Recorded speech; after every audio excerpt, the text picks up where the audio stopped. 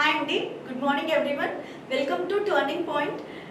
మనం ఇవాళ డిస్కస్ చేసుకోబోయే టాపిక్ ఏంటి అంటే, మనకు ఆల్రెడీ తెలుసు 2 days బిఫోర్ మనకి ఎస్ఎస్సి సిజిఎల్ 2026 నోటిఫికేషన్ అనేది వచ్చిందండి. సో ఎస్ఎస్సి సిజిఎల్ నోటిఫికేషన్కి రిగార్డింగ్ ఇంగ్లీష్ మనము ఇప్పుడు డిస్కస్ చేయబోతున్నాం అనమాట. ఓకేనా? ఇంగ్లీష్లో మనం ఎటువంటి స్ట్రాటజీ ఫాలో అవుతే మనకి అవుట్ ఆఫ్ మార్క్స్ స్కోర్ చేసుకోవడానికి ఛాన్స్ ఉంటుంది అనేది ఈ వీడియోలో మనం చూద్దాం ఒకసారి. ఓకేనా? So SSC CGL English strategy అనమాట. ఓకేనా? ఇంగ్లీష్ స్ట్రాటజీ అనేది మనం ఇక్కడ చూడబోతున్నామండి. ఇంగ్లీష్ అనేది టైర్ 1లో ఉంటుంది, టైర్ 2లో కూడా ఉంటుంది అనమాట. ఓకేనా? టైర్ 1లో 25 క్వశ్చన్స్ ఉంటాయండి. ఓకేనా? ఈచ్ క్వశ్చన్ క్యారీస్ 2 marks అనమాట and total 50 marks. Okay, next tier 2లో మనకి 45 క్వశ్చన్స్ ఉంటాయండి. ఈచ్ క్వశ్చన్ క్యారీస్ 3 marks అనమాట. టోటల్ 135 marks అనేవి మనం ఉంటాయన్నమాట టైర్ 2లో. ఓకేనా? సో టైర్ 1లో మనం ఏ విధంగా చదవగలిగితే మనకి అవుట్ ఆఫ్ మార్క్స్ తెచ్చుకోవడానికి ఛాన్స్ ఉంటుంది అండ్ టైర్ 2లో మనం ఏ విధంగా చదవాలి అనేది ఒకసారి మనం డిస్కస్ చేసుకుందాం. ఓకేనా? సో ఫస్ట్ ఇంగ్లీష్ సిలబస్ని మనము ఏ విధంగా డివైడ్ చేసుకుంటామంటే, ఫస్ట్ 3 టాపిక్స్గా మనం లేకపోతే 3 పార్టీషన్స్గా డివైడ్ చేసుకుందాం. ఓకేనా? First one vocabulary, comprehension passage and clause passage and third one grammar అనమాట. ఓకేనా? ఫస్ట్ మనం వొకాబులరీ చూసుకుంటే, వొకాబులరీలో అప్రాక్సిమేట్గా మనకి 12 క్వశ్చన్స్ అడిగే ఛాన్స్ ఉందన్నమాట. ఫస్ట్ ఆఫ్ ఆల్ మనకి వొకాబులరీ ఫ్లూయెంట్గా రావాలి అంటే ఫస్ట్ మనం దేని మీద ఫోకస్ చేయాలంటే రూట్ వర్డ్స్ మీద ఫోకస్ చేయాలన్నమాట. ఓకేనా? రూట్ వర్డ్స్ మీద ఫోకస్ చేయాలి అండ్ వొకాబులరీ మీన్స్ OWS ఉంటాయి, అంటే వన్ వర్డ్ సబ్స్టిట్యూట్స్ ఉంటాయండి, ఇడియమ్స్ అండ్ ఫ్రేజెస్ ఉంటాయి, హోమోనిమ్స్ ఉంటాయి, యాంటోనిమ్స్ ఉంటాయి, సినోనిమ్స్ ఉంటాయి అనమాట. ఇవన్నీ గుర్తుంచుకోవాలంటే మనకు కావాల్సింది ఏంటంటే రూట్ వర్డ్స్ అనేవి చాలా ఎసెన్షియల్ అనమాట. ఓకేనా? సో మనం ఏం చేస్తాం ఇక్కడ వొకాబులరీలో ఎలా ఎక్స్ప్లెయిన్ చేస్తామంటే విత్ రూట్ వర్డ్స్ అనమాట. రూట్ వర్డ్స్ని మనము లింక్ చేస్తూ నిమోనిక్స్తో మనము క్వశ్చన్స్ అనేవి చెప్పడానికి ట్రై చేస్తాం అనమాట. వొకాబులరీలో ఏమేమి ఉంటాయంటే వన్ వర్డ్ సబ్స్టిట్యూట్స్ ఉంటాయండి. వన్ వర్డ్ సబ్స్టిట్యూట్స్లో మనకి 2 to 3 క్వశ్చన్స్ వచ్చే ఛాన్స్ ఉందన్నమాట. And next idioms and phrases, next antonyms, synonyms and homonyms. ఓకేనా? మొత్తం కలిపి ఈ వొకాబులరీలో మనకి 12 క్వశ్చన్స్ మాక్సిమం వచ్చేదానికి మనకి ఛాన్స్ ఉందన్నమాట. సో వన్ వర్డ్ సబ్స్టిట్యూట్స్ అనేవి ఎలా అడుగుతారు అంటే, for example person who can speak more than 1 language అని అడుగుతారు అనమాట. ఓకేనా? Person who can speak more than 1 language and మనకి ఆప్షన్స్ ఇస్తారు ఇక్కడ. ఓకేనా? Like optimist, pessimist and polyglot, ఇలా మనకి ఇస్తారనమాట. సో మనం మన ఆన్సర్ ఏంటి, person who can speak more than 1 language is polyglot అనమాట. సో వన్ వర్డ్ సబ్స్టిట్యూట్స్ అనేవి అలా ఉంటాయి. And next idioms and phrases. Idioms and ఫ్రేజెస్లో for example spill the beans. Okay, choose the correct meaning for the given idiom అని చెప్తారనమాట. Spill the beans అంటే ఏంటి, reveal a secret అనమాట. Secret ని reveal చేయడం. ఓకే, అండ్ యాంటోనిమ్స్ అంటే మనకు తెలుసు ఆపోజిట్ వర్డ్స్. సినోనిమ్స్ అంటే తెలుసు ఏంటి, సేమ్ మీనింగ్స్ అనమాట. ఓకేనా? హోమోనిమ్స్. హోమోనిమ్స్ అంటే ఏంటి అంటే సేమ్ ప్రొనౌన్సియేషన్ ఉంటుంది. Okay, a word having same pronunciation or spelling. Okay, but ఏంటి అంటే మీనింగ్ అనేది చేంజ్ అవుతుంది అనమాట. లైక్ ఇక్కడ రైట్ అన్నాం అనుకోండి, ఫర్ ఎగ్జాంపుల్ రైట్ అన్నాం అనుకోండి. రైట్ అంటే ఏంటి, మనం రైట్ సైడ్ తిరగడాన్ని రైటే అంటాం. ఒకరు ఆన్సర్ చెప్పిన ఆన్సర్ని కరెక్ట్ అని చెప్పడానికి కూడా రైటే అంటాం అనమాట. ఇటువంటి వాటిని మనం ఏమంటామంటే హోమోనీమ్స్ అని అంటాం అనమాట. సో హోమోనీమ్స్ అంటే ఏంటి, సేమ్ ప్రొనౌన్సియేషన్ స్పెల్లింగ్ ఒకేలాగా ఉంటుంది బట్ మనకి మీనింగ్ అనేది డిఫరెంట్ ఉంటుందన్నమాట.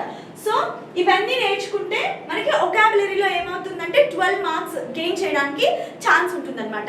సో దీనికి ఏం చేయాలి అంటే మనము మినిమం టు మ్యాక్సిమం ఎగ్జామ్కి వెళ్ళే ముందు 1000 OWS, 1000 idioms and phrases and 1000 antonyms, 1000 synonyms and 1000 homonyms అనేవి మనకి ఆల్రెడీ వచ్చి ఉండాలన్నమాట.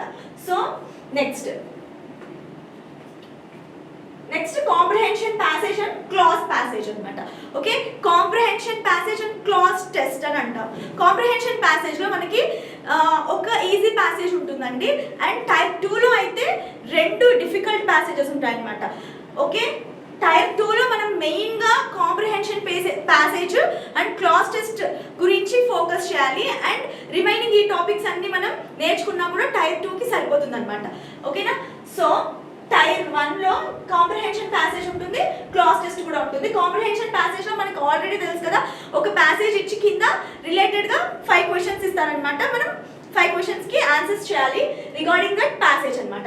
క్లాజ్ టెస్ట్ కూడా మనం ఆల్రెడీ మనకి అన్ని బ్యాంక్స్ ఎగ్జామ్స్లో వస్తూ ఉంటుంది కదా. క్లాజ్ టెస్ట్ అంటే ప్యాసేజ్ మధ్యలో మనకి బ్లాంక్ ఇచ్చేసి కింద ఆప్షన్స్ ఇస్తారనమాట.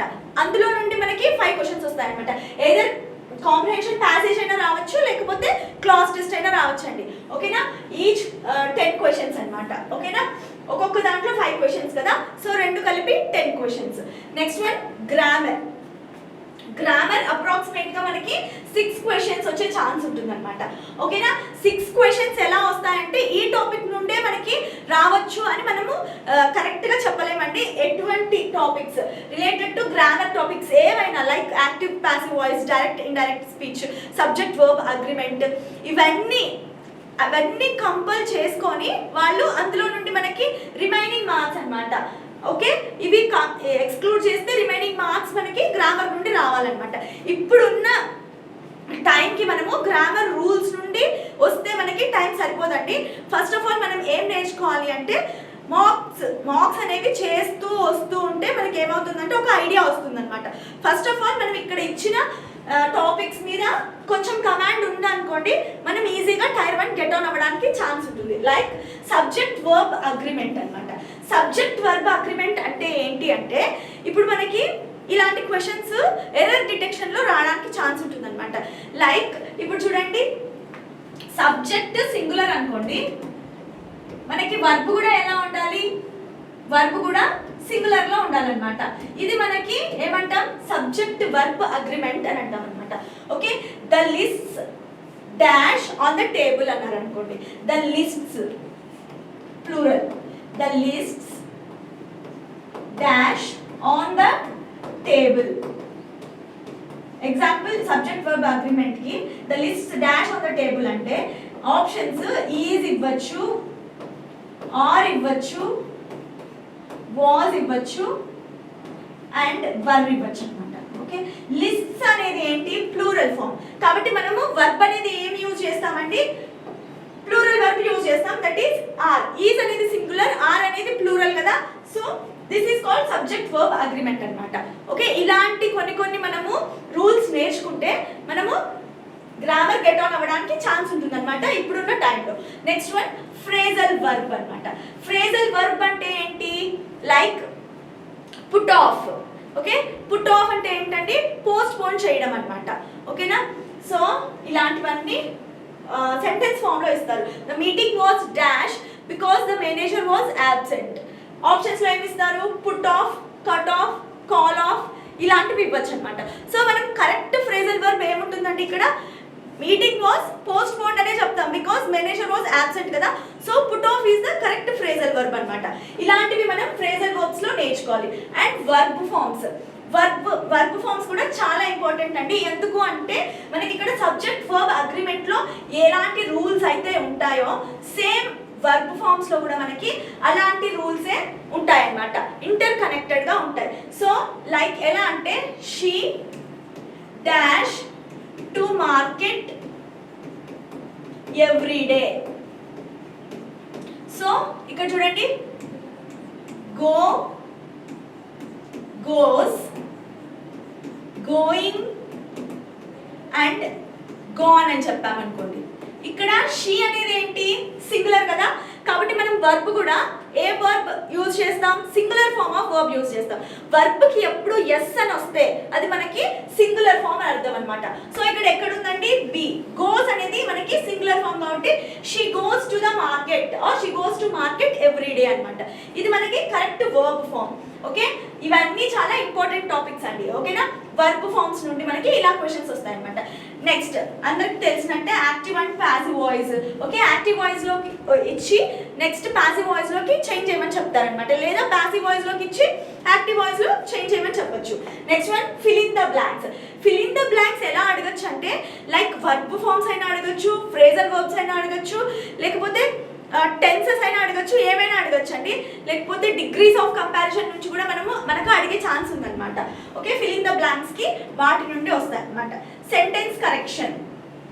సెంటెన్స్ కరెక్షన్ అంటే లైక్ ఎర్రర్ అనమాట. ఎర్రర్స్ ఎక్కడుందో మనం ఫైండ్ అవుట్ చేయాలి. సెంటెన్స్ ఇచ్చి దాన్ని సెగ్మెంట్స్ గా డివైడ్ చేస్తారు. అందులో మనకి ఎక్కడైనా మనకి సెంటెన్స్ వర్బ్ తప్పుగా ఉంది, లేకపోతే ఏదైనా స్పెల్లింగ్ మిస్టేక్ ఉండొచ్చు, ఏదైనా ఉండొచ్చు అనమాట. దానికి మనం సెంటెన్స్ కరెక్షన్. ఓకేనా, ఇది మనకి ఓవరాల్ గా ఇలా ఉంటుందండి. మెయిన్ గా మనం ఏం ఫోకస్ చేయాలి అంటే పీవైక్యూస్ అంటే ప్రీవియస్ ఇయర్ క్వశ్చన్స్ ఫోకస్ చేస్తూ ఉండాలన్నమాట. అందులో మనకి ఎస్ఎస్సి అంటే ప్రీవియస్ ఇయర్ క్వశ్చన్స్ అనేవి రిపీట్ అవ్వడానికి మోస్ట్లీ ఛాన్సెస్ ఉంటాయి. అవే వస్తాయి అని చెప్పట్లేదు, mostly previous year questions repeat అవ్వడానికి ఛాన్సెస్ ఉంటాయి. కాబట్టి మనం ఏం చేస్తున్నామంటే ప్రతిరోజు ప్రతి టాపిక్ మీద పీవైక్యూస్ నుండి ఒక వీడియో అనేది కండక్ట్ చేస్తున్నాం అనమాట. ఎవరైనా ఇంట్రెస్టెడ్ క్యాండిడేట్స్ ఉంటే చూడడానికి ట్రై చేయండి. ఓకేనా, అండ్ మనం ఓవరాల్గా ఎగ్జామ్ అయ్యే వరకు ఇంగ్లీష్ మొత్తం కంప్లీట్ అవ్వడానికి ట్రై చేస్తామండి. ఓకేనా, నెక్స్ట్ ఇదే అండి ఒకాబులరీ. అంటే మనకు ఆల్రెడీ తెలుసు కదా, ఒకాబులరీ మీన్స్ సినోనిమ్స్, యాంటోనిమ్స్, ఓడబ్ల్యూఎస్ ఇవన్నీ అనమాట. ఓవరాల్ గా మనకి సిలబస్ ఇది. సిలబస్ ని మనకు ముందు చెప్పిన విధంగా 3 పార్ట్స్ గా డివైడ్ చేసుకొని అలా చదవచ్చు అనమాట. ఓకేనా, నెక్స్ట్ గ్రామర్ లో సెంటెన్స్ స్ట్రక్చర్. సెంటెన్స్ స్ట్రక్చర్ అంటే మనం ఏ విధంగా అనుకోవచ్చు అంటే సబ్జెక్ట్ వర్బ్ అగ్రిమెంట్ అనుకోవచ్చు. ఓకేనా, సబ్జెక్ట్ వర్బ్ ఆబ్జెక్ట్, లేదా కరెక్ట్ వర్బ్ ఫార్మ్స్ అనుకోవచ్చు. ఓకేనా, ఇది సెంటెన్స్ స్ట్రక్చర్. సెంటెన్స్ స్ట్రక్చర్ అంటే సెంటెన్స్ స్ట్రక్చర్ లో ఏమైనా మనకి మిస్టేక్స్ ఉన్నాయా అని చూసుకోవాలన్నమాట. నెక్స్ట్ సినోనిమ్స్ అంటే మీనింగ్స్ అన్నమాట, కరెక్ట్ మీనింగ్స్. అండ్ యాంటోనిమ్స్ అంటే కరెక్ట్ యూసేజ్. ఇప్పుడు మనకి ఒక సెంటెన్స్ ఇచ్చి అందులో మనకి ఒక అండర్లైన్డ్ వర్డ్ ఇస్తారనమాట. ఆ వర్డ్ కి కరెక్ట్ మీనింగ్ ఏంటి అనేది మనం కనుక్కోవాల్సింది వస్తుందన్నమాట. సో యాంటోనిమ్స్ అంటే ఆపోజిట్స్. స్పాట్ ద ఎర్రర్ అంటే ఎర్రర్ ఒక సెంటెన్స్ ఇచ్చేసి ఎర్రర్ ఎక్కడుందో ఫైండ్ అవుట్ చేయాలన్నమాట అది. And fill in the blanks ఇందాక మనం చెప్పుకున్నాం already. And synonyms, meanings. Homonyms అంటే తెలుసు కదా ఆల్రెడీ, ప్రొనౌన్సియేషన్, స్పెల్లింగ్ అనేది కరెక్ట్గా ఉంటుంది, సేమ్ ఉంటుంది, బట్ మీనింగ్స్ అనేవి డిఫరెంట్గా ఉంటాయి. లైక్ బ్యాట్ అనేది ఒక యానిమల్ ఉంటుంది, మనం యూజ్ చేసే థింగ్ కూడా ఉంటుంది. అండ్ ఇంకా బ్యాంక్. ఓకేనా, ఇలా అనమాట. బ్యాంక్ అంటే ఒక ఫైనాన్షియల్ ఇన్స్టిట్యూషన్ అనేది బ్యాంక్, అండ్ ఇంకా రివర్ బ్యాంక్. ఓకేనా, ఇలాంటివి హోమోనిమ్స్ అనమాట. అండ్ స్పెల్లింగ్స్, యాంటోనిమ్స్ అంటే opposite words. Spellings, detecting misspelled words రెండు ఒకటే అండి. అంటే ఏవైనా రాంగ్లీ స్పెల్డ్ వర్డ్స్ అనేవి మనకి చూసామా, రాంగ్లీ స్పెల్డ్ వర్డ్స్ అనేవి మనము ఐడెంటిఫై చేయాలన్నమాట. Okay, and idioms and phrases like ఇందాక చూసినట్టే స్పిల్ ద బీన్స్ కానీ, ఓకేనా, burn the midnight oil, ఇలా. ఓకేనా, next OWS, one word substitutes. Next improvement of sentences, like sentences కి ఏదైనా మనము కొత్తగా యాడ్ చేయడానికి ట్రై చేయొచ్చా. లైక్ ఒక సెంటెన్స్ ఇచ్చి దాన్ని అండర్లైన్ చేసి సబ్స్టిట్యూట్ చేయమంటారు అనమాట ఇచ్చిన ఆప్షన్స్ నుండి. ఓకేనా, అలాగా ఏమైనా చేయొచ్చా, దాన్ని ఇంప్రూవ్మెంట్ అని అంటారనమాట. Okay, next one active passive voice మనకు తెలుసు. ఓకేనా, voice of verbs. Next conversion into direct indirect అంటే direct speech, indirect speech. Next shuffling of sentence parts అనమాట.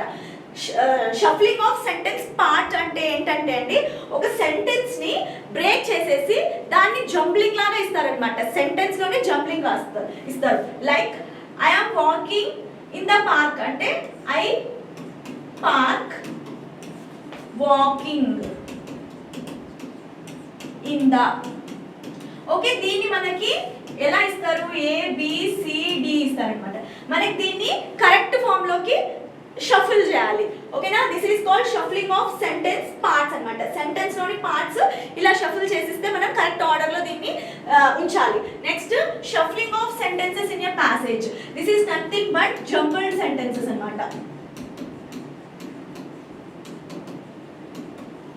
Okay, jumbled sentences. లైక్ ఇప్పుడు సెంటెన్స్ లో ఎట్లా మనకి జంబ్లింగ్ అనేది ఇచ్చారో, సెంటెన్సెస్ లో మనకి ABCD ఉన్నది ADCB అలా ఇస్తారనమాట. ఓకేనా? జంబుల్డ్ సెంటెన్సెస్ అంటే ఆల్రెడీ తెలుసు కదా. ఓకేనా? అలా మనము దాన్ని కరెక్ట్ సీక్వెన్స్ లో జంబ్లింగ్ సెంటెన్సెస్ ఇస్తారు, దాన్ని మనం కరెక్ట్ కోహరెంట్ ప్యాసేజ్ లాగా అరేంజ్ చేసి ఆన్సర్ చేయాలన్నమాట. ఓకేనా? నెక్స్ట్, క్లాస్ టెస్ట్ అంటే అందరికీ తెలుసు. నెక్స్ట్, కాంప్రహెన్షన్ ప్యాసేజ్ అనమాట. ఓకే, కాంప్రహెన్షన్ ప్యాసేజ్ టైప్ 2 లో చాలా ఇంపార్టెంట్. చూడండి ఎలా వస్తుందంటే passage, to test comprehension 3 or more paragraphs will be given and the question based on those will be asked. 3 or more paragraphs అనేవి మనకి ఉంటాయన్నమాట. ఒక్క ప్యాసేజ్ లో మనకి టైం లిమిట్ చూసుకొని మనం అనేది చదువుతూ ఉండాలి. At least 1 paragraph should be a simple one based on a book or a story and the other 2 paragraphs should be on current affairs based on a report on an editorial. Okay, ఇప్పుడు మనకి type 2 లో ఏం చేస్తారంటే అండి, minimum maximum మనకి 3 passages అనేవి ఇస్తారనమాట. 1 passage అనేవి జస్ట్ మనకి ప్రిలిమ్స్ లో ఇచ్చినట్టు, ఐ మీన్ టైప్ 1 లో ఇచ్చినట్టు సింపుల్ గా ఉంటుంది. అండ్ రిమైనింగ్ 2 ఎలా ఉంటాయంటే, ఏదర్ మనకి కరెంట్ అఫైర్స్ మీద మనకు ఒక ఐడియా ఉంటే కానీ మనం చేయగలం అనమాట. ఓకే, ప్యాసేజ్ చదివినప్పటికీ మనకి ఒక ఐడియా అనేది ఉండాలి కరెంట్ అఫైర్స్ మీద. అండ్ ఇంకొకటి ఏంటి, based on report or and editorial మీద కూడా మనకి పారాగ్రాఫ్ అనేది ఉండొచ్చు అనమాట. సో ఓవరాల్ గా మనకి ఏంటంటే వొకాబులరీ, గ్రామర్ అండ్ ఇంకొకటి ఏంటంటే vocabulary, grammar and passages. Okay, vocabulary అనేది రోజు మనకి ఒక వీడియో అనేది ఉంటుందండి. ప్రతిరోజు ఒక 40 PYQs అనేవి మన ఛానల్లో వస్తాయన్నమాట. ఓకేనా? సో మనకి OWS అంటే 1 word substitute నుండి ఒక రోజు, and idioms and phrases. Overall గా మనకి ఎగ్జామ్ కంప్లీట్ అయ్యే వరకు మనకి టోటల్ సిలబస్ అనేది కంప్లీట్ అవుతుంది అనమాట. And next, comprehension passage, close passage. వీటికి మనం ఏం చేయాలి అంటే మార్క్స్ అనేవి ప్రాక్టీస్ చేస్తూ ఉండాలన్నమాట. మనకు అప్పుడు ఒక ఐడియా అనేది వస్తుంది అనమాట. ప్రతిరోజు టైమర్ పెట్టుకొని మార్క్స్ అనేవి ప్యాసేజెస్ నుంచి కానీ క్లాస్ టెస్ట్ నుంచి కూడా మనము ఏం చేస్తుండాలి, బేసిక్ లెవెల్ నుండి హార్డ్ లెవెల్ వరకు మనం ప్రాక్టీస్ చేస్తూ ఉంటే టైర్ 2 కూడా మనకి ఏమవుతుందంటే చాలా యూజ్ అవుతుంది అనమాట. Not only simple one, hard once and related to current affairs కానీ కొన్ని ఎడిటోరియల్స్ ఉంటాయి కదా, అవి కూడా చేయడానికి ట్రై చేస్తే మనకి కాంప్రహెన్షన్ అండ్ క్లాస్ టెస్ట్ కూడా మనకి ఈజీగా వచ్చేస్తుంది అనమాట. నెక్స్ట్, గ్రామర్లో ఈ టాపిక్స్ మీద మనము కమాండ్ ఉందనుకోండి, మనకి ఈజీగా మనకి అవుట్ ఆఫ్ మార్క్స్ అనేవి రావడానికి ఛాన్స్ ఉంటాయి. అండ్ మోస్ట్లీ మనం ఏ టాపిక్ అయితే చదువుతామో, ఏ రోజు ఏ టాపిక్ అయితే చదువుతామో దాని గురించి మార్క్స్ అయితే రాయడానికి ట్రై చేయాలన్నమాట. So thank you for watching.